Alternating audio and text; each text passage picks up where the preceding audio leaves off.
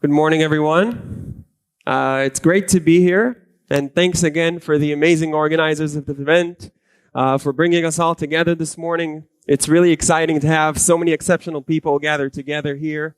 And for me personally, I'm extra excited because this is Cider's second year in a row sponsoring DevOps Days, and it's my second year in a row preparing the opening words for this conference. And I think that having the privilege of preparing the opening words 2 years in a row kind of gave me a very unique perspective of how our ecosystem has evolved over the last year. About a year ago, I stood on this stage, or to be more accurate, on a stage not very far from here in Tel Aviv University, and talked about how 2021 was a pivotal year for CI/CD security, how for many years security engineers and hackers operated in complete silos with very minimal interfaces and interaction between each other's worlds.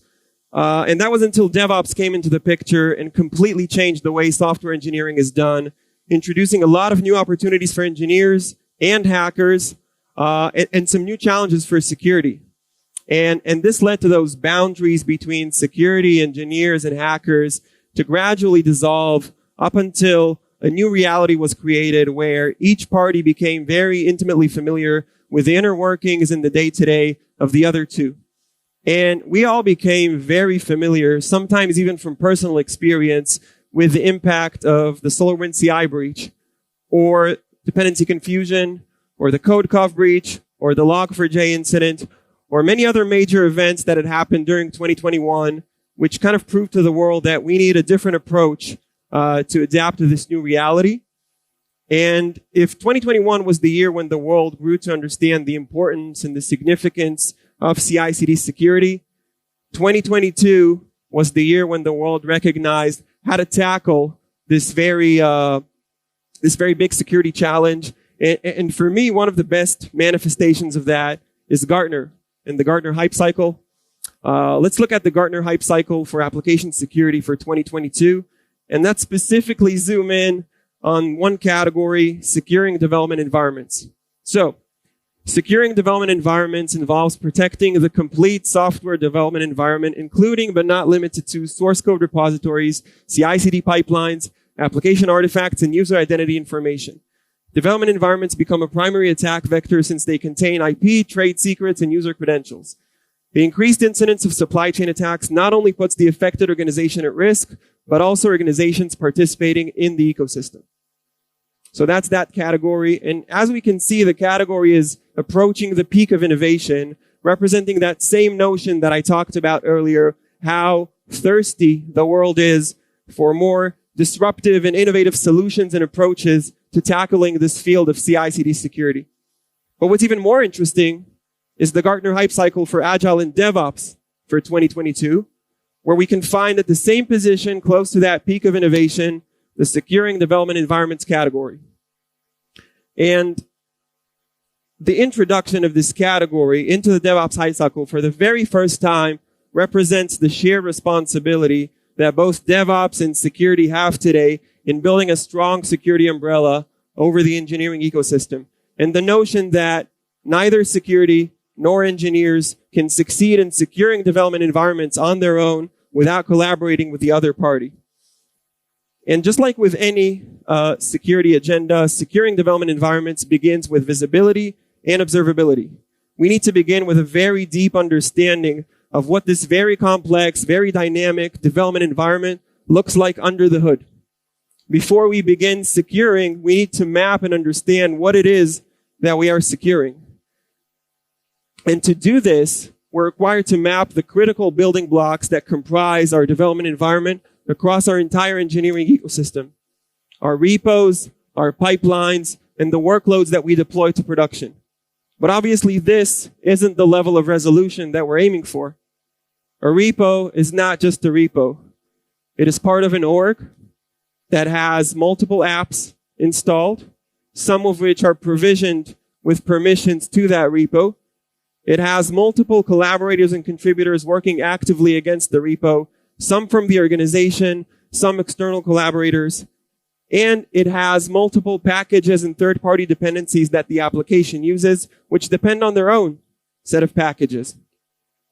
A pipeline is not just a pipeline. A pipeline is running on a CI or CD instance. It executes on a runner host, which typically in cloud environments has some sort of role assigned to it.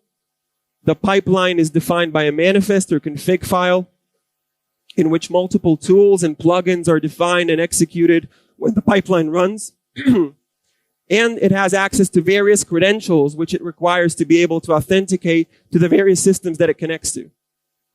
And then a Kubernetes workload is not just a cluster. It executes pods, which run a container image, which is hosted in an image repository within a container registry. The image, just like our repo, is built with third-party packages which the application uses, which, just like in the case of the repo, is reliant on a different set of packages and dependencies to build the application.